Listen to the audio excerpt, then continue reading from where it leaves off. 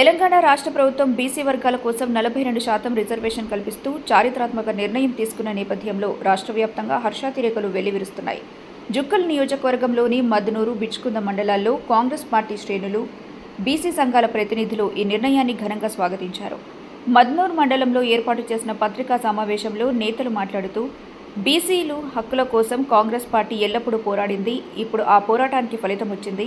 ఈ నిర్ణయం బీసీల భవిష్యత్తును మారుస్తుంది అని అభిప్రాయపడ్డారు. బిచ్కుంద మండల కేంద్రంలో జరిగిన కార్యక్రమంలో కాంగ్రెస్ శ్రేణులు ముఖ్యమంత్రి రేవంత్ రెడ్డి చిత్రపటానికి పాలాభిషేకం నిర్వహించి బాణసంచా కాల్చారు. ప్రజలతో కలిసి ఆనందం పంచుకున్నారు. ఈ కార్యక్రమంలో మండల కాంగ్రెస్ ఆధ్వర్యంలో స్థానిక నాయకులు, బీసీ సంఘాల ప్రతినిధులు, యువజన నాయకులు పాల్గొన్నారు. ఈ సందర్భంగా నాయకులు మాట్లాడుతూ ఇది తెలంగాణ రాజకీయ చరిత్రలో కొత్త అధ్యాయం.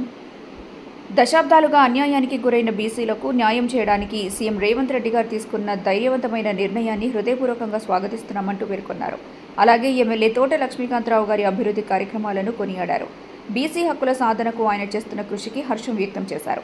ఇతర మండలాల్లో కూడా కాంగ్రెస్ శ్రేణులు ఈ నిర్ణయాన్ని స్వాగతిస్తూ ర్యాలీలు, సమావేశాలు నిర్వహించారు.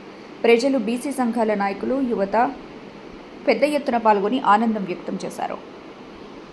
40 సంవత్సరాల నుండి బీసీ రిజర్వేషన్ పెంచాలని బీసీ సంఘాలు ఎన్నో ఉద్యమాలు చేపట్టాయి. అయినప్పటికీ గత ప్రభుత్వాలు ఏ నిర్ణయం తీసుకోకుండా బీసీలకు అన్యాయం చేస్తూనే వచ్చింది.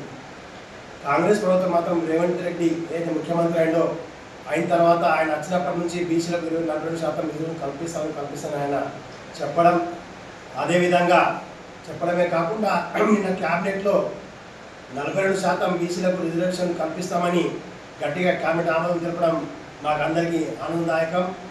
అలాగే ఆర్డినెన్స్ కేంద్ర ప్రభుత్వం ఒప్పుకోనప్పటికీ గవర్నర్ ద్వారా ఆర్డినెన్స్ తెచ్చైనా కానీ 42% బీసీలకు కల్పించి జెడ్పీటీసీలో కానీ, ఎంపీటీసీలో కానీ, సర్పంచ్లో కానీ, జెడ్పీ చైర్మన్లో కానీ ఈ పదవులు వారికి మేము కట్టబెడతామని రేవంత్ రెడ్డి గారు కృతనిశ్చయంతో ఈ సంకల్పంతో ఈ రిజర్వేషన్లు ఖరారు చేశారని మేము ఎంతో ఆనందం వ్యక్తం చేస్తున్నాము.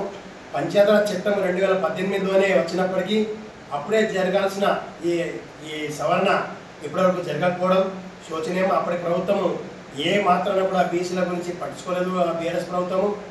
ఇప్పుడు రేవంత్ రెడ్డి ప్రభుత్వం వచ్చిన సంది బీసీలకు ఎట్టి పరిస్థితుల్లో రిజర్వేషన్ కల్పించే ఉద్దేశంతోనే 2018 చట్ట ప్రకారము 256, 245 చట్ట సవరణ చేసి ఈ ఆర్డినెన్స్ జారీ చేసి బీసీలకు రిజర్వేషన్ కల్పిస్తామని ప్రభుత్వం చెప్పడంతో బీసీలో మా తెలంగాణలో ఉన్నటువంటి బీసీలు అందరూ ఎంతో ఆనందోత్సవాల్లో మునిగిపోతున్నారు.